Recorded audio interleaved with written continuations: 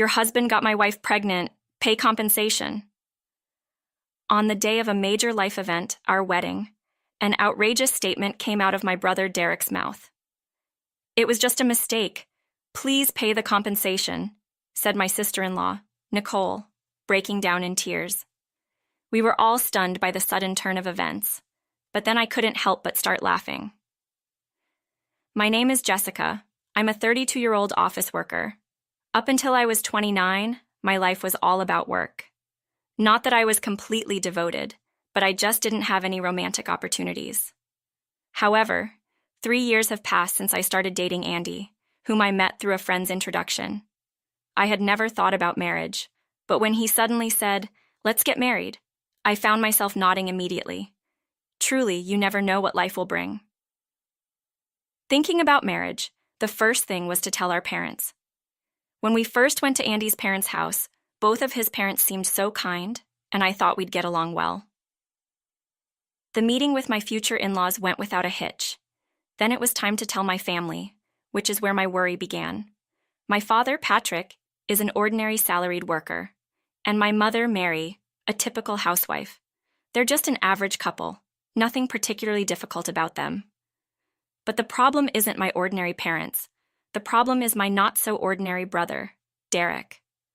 Derek, who's 3 years older than me and now 35, married 5 years ago. He and his wife, my sister-in-law Nicole, who's the same age as him, don't have any children.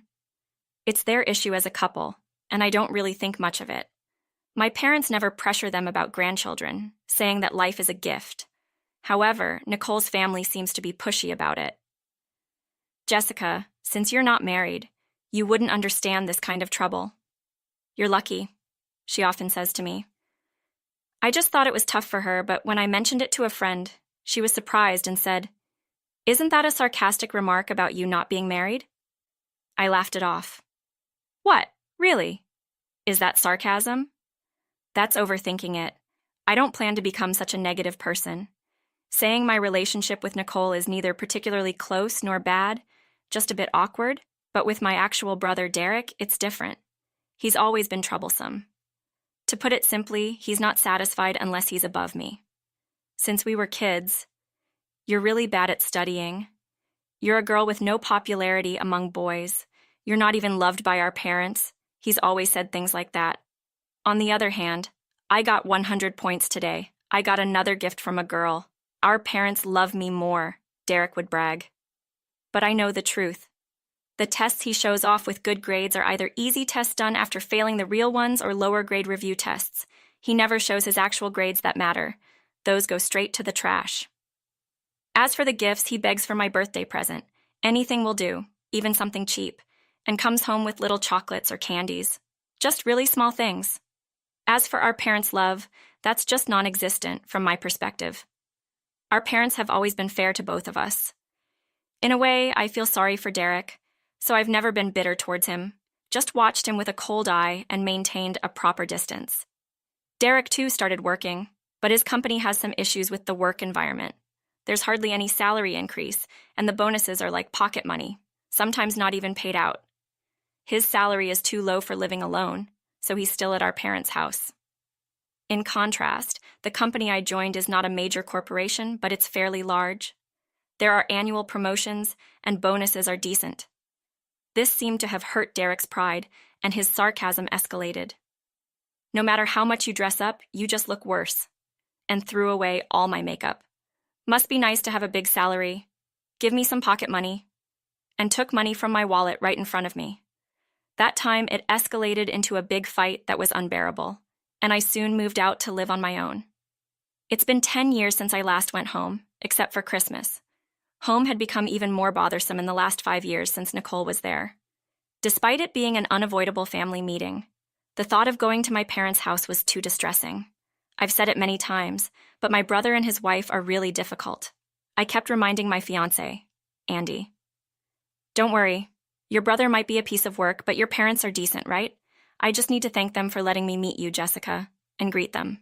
It won't be weird. He said this with his usual carefree smile. I'm still worried. Finally, we arrived at my family home. Oh my, you finally come! Mom greeted us cheerfully. You've done well to come, Dad repeated, his smile a bit strained.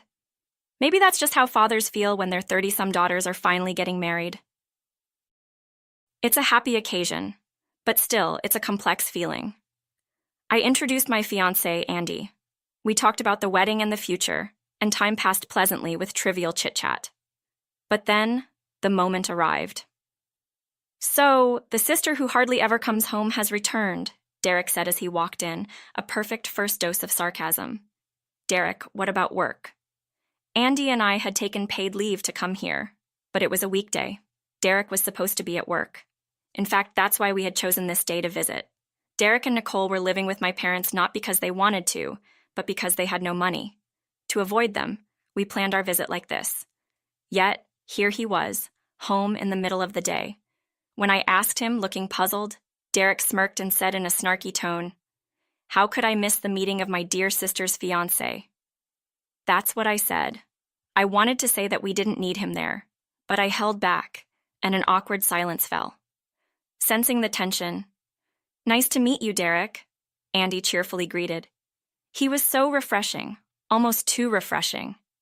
It's like a halo was shining behind him with a forest backdrop, a moment of healing in my mind. I heaped endless praise on my fiancé. Derek's face, on the other hand, was slightly contorted. He was obviously not used to dealing with someone as strong-willed. Throughout, Derek seemed overwhelmed by Andy's constant smiling. "Then I'm back," a voice echoed, followed by the sound of someone returning. "Hi, is Jessica here?" Nicole, my sister-in-law, showed her face. Derek's salary alone wasn't enough for them to live on, so of course she also worked. Which begs the question, why wasn't she at work? Stunned by the sudden arrival of Derek and Nicole, my parents and I watched as Derek boldly sat down next to me. Why? And then Nicole, for some reason, sat next to Andy. Why, what's with that face? Derek, the complete opposite of my refreshing fiancé, wore a dark, ugly, sarcastic smile. When I asked what that smile meant, "Well, I'm just surprised someone would marry someone like you," the second wave of sarcasm hit. "What? Hey, what's your name?" Derek rudely asked my fiancé. When Andy responded, "So, Andy, if you want to call off the marriage, now's your chance." What is he starting now? "Hey, Derek, as you can see, she's not much to look at, but marrying her would be an even bigger mistake. She's truly hopeless and an awful person." "Hey!" I tried to stop him, but Derek wouldn't quit. "Call off the marriage before you regret it," he declared. As I was grinding my teeth, trying to come up with a response, "Don't worry, Jessica is a wonderful woman.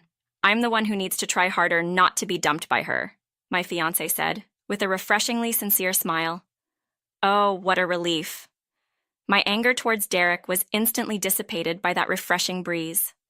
At that moment, Nicole, who had been watching, said, "Andy, was it? You're kind. Where do you work?" My company is corporation," Andy responded. "Ah, a decent company, huh? So you must be earning a good salary." "Well, I guess it's average." They started chatting. Derek is one thing, but Nicole is something else. Asking such things of someone you've just met. "Hey, Nicole." "What, Jessica?" "It's important for marriage, isn't it? I'm just making sure your precious daughter doesn't end up with the wrong man, so Patrick and the rest don't have to worry." "That's none of your business. This should have been settled when we first talked about marriage. I must have already told my parents about what kind of man he is before bringing him home, but I couldn't say that in front of Andy, so I just grimaced. While this was happening, Nicole started draping herself over Andy's arm. "Hey, Nicole." "What?" "I'm just trying to get along with my brother-in-law, so be quiet." No, that's going too far, right, Derek?" I thought surely even Derek would see this as too much, but there he was, drinking beer in the middle of the day. "What are you doing?" "What? I'm just toasting to my poor sister's miserable marriage." Toasting to something miserable? Everything was chaos. My parents were confused and couldn't handle the assertive Derek and Nicole. DK was drunk, and Nicole was making advances on Andy. As Andy tried to push her away, she clung on more tightly. I tried to pull her off. "What is this madness? I'm so sorry about my family."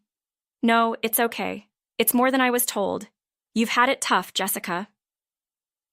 As we were leaving, Andy said that to me and affectionately patted my head. Such a refreshing breeze despite the troubles at the family meeting. Once it was over, there was no need to see Derek and Nicole again, and things went smoothly. Then, finally, on the day of the wedding. Oh, I'm so nervous. I was the one looking tense in the bridal room. Are you okay, Jessica? Mom, seeing my poor complexion and serious face, had called Andy over, and he was comforting me. He really is too good of a husband for me. Just as I was starting to feel better and ready to go on, here I am. Derek had arrived. With a loud noise, the door opened and a storm entered. I had a bad feeling, and Derek's entrance was even more unsettling than I had imagined.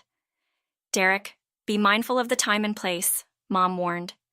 Shut up, Mom. I have something to say to that guy. He was almost picking a fight. That guy? When Derek pointed, it was Andy, my soon-to-be husband. Me? Andy looked confused. Turning to me, Derek said, The man you're marrying today, your husband, got my wife pregnant.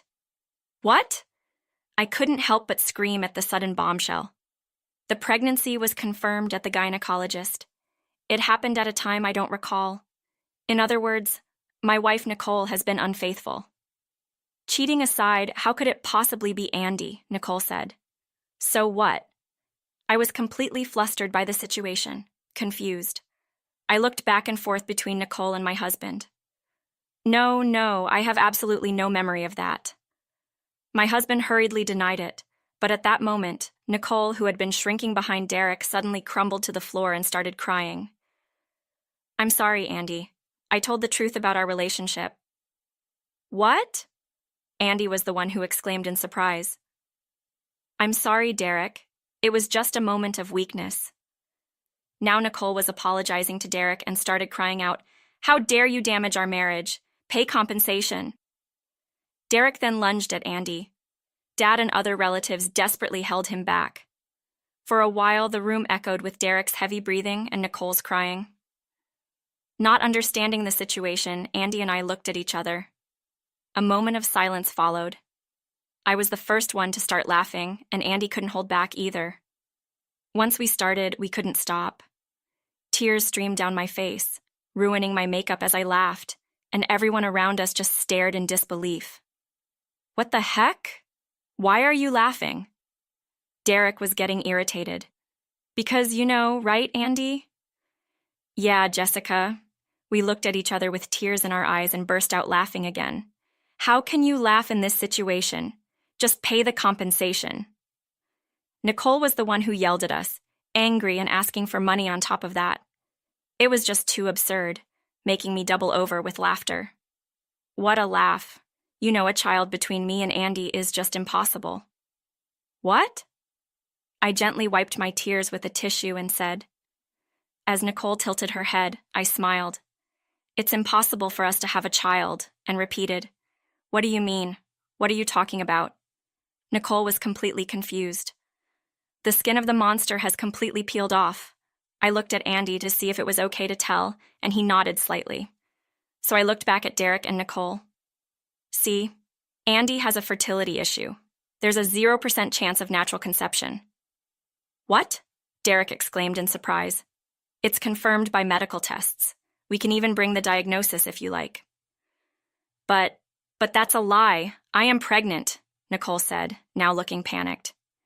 So if the pregnancy is real, the father isn't Andy. If we were to have a child, we'd need injections, medication, and in vitro fertilization. It would require treatment. What? Nicole's face turned even paler. Then she looked at Derek, who was staring at her with an incredulous expression. Hey, Nicole, what the hell is this?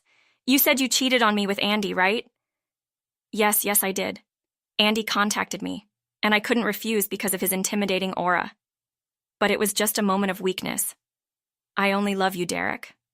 Only you. But they're saying Andy can't have children. Who did you really cheat with? It's a lie Andy made up. No way, that's impossible. I was just astonished at Nicole's implausible story.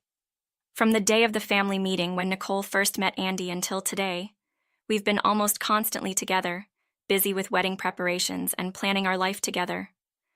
Do you think there was time for an affair? That's when Derek said, "You said you were meeting Andy frequently during the day and weekends having an affair, right?" "Yes, that's right. Jessica, don't lie." No, Nicole, that lie is just too much." She was desperate to pin the affair on Andy. Well, let's all just calm down for a moment. Unexpectedly, it was Dad who spoke up. His normal tone was almost disarming, but then Dad made a not-so-normal statement. "Since both of you are cheating on each other, let's just call it even." I wondered if calling it even was really appropriate in this situation. I couldn't grasp Dad's words right away and blurted out a dumbfounded response. "Derek too? Huh? And Nicole as well? Huh?" All three of us were in sync. "Wait, Dee, what are you saying? Jessica might not know, but living together, Mary and I have seen it all." "Huh? What?" I was confused and struggling to understand, but Dad just gave me his usual normal smile. "Hey, old man, stop talking nonsense." "What nonsense? It's the truth, isn't it?" Dad calmly responded to the panicking Derek. At this point, normal was scary. "Patrick, what do you mean?" Nicole asked, and Mom, smiling normally, replied, "So you see, Derek has been seeing another woman. He often skips work to meet her, even arranging rendezvous in front of our house. We couldn't help but notice." "What?" Nicole couldn't help but exclaim. "Nicole, meeting men at the nearby station isn't wise. We've had numerous sightings from neighbors." "What?" This time it was Derek who shouted. "According to our parents, both Derek and Nicole were often seen in the neighborhood meeting with unknown members of the opposite sex, linking arms and heading off together. Not only our parents, but also the neighbors had witnessed it, and rumors had reached their ears. So both Nicole and Derek were cheating. What a mess." "Hey, Nicole, what the hell are you cheating for?" "Oh, you're the one to talk. You're cheating too." "I didn't get the other woman pregnant." "Well, I didn't plan to get pregnant either." "What are you, shameless?" "That's it. We're getting a divorce. Pay me compensation." "What did you say?" "I'll be the one leaving you. You pay compensation." Wow, this was a real mess. Just when I thought things couldn't get any worse, Dad snapped his fingers. Suddenly, uncles and adult cousins came in, grabbed Derek and Nicole, and pulled them out of the room. Throughout, Derek and Nicole were accusing each other. "It's your fault." "No, it's your fault." What an unsightly exit. After they left, their voices faded away and finally disappeared. I later heard that our uncles had firmly lectured them and sent them away. The room fell silent. "I'm so sorry." Reflecting on the chaos, I deeply apologized to Andy, my soon-to-be husband.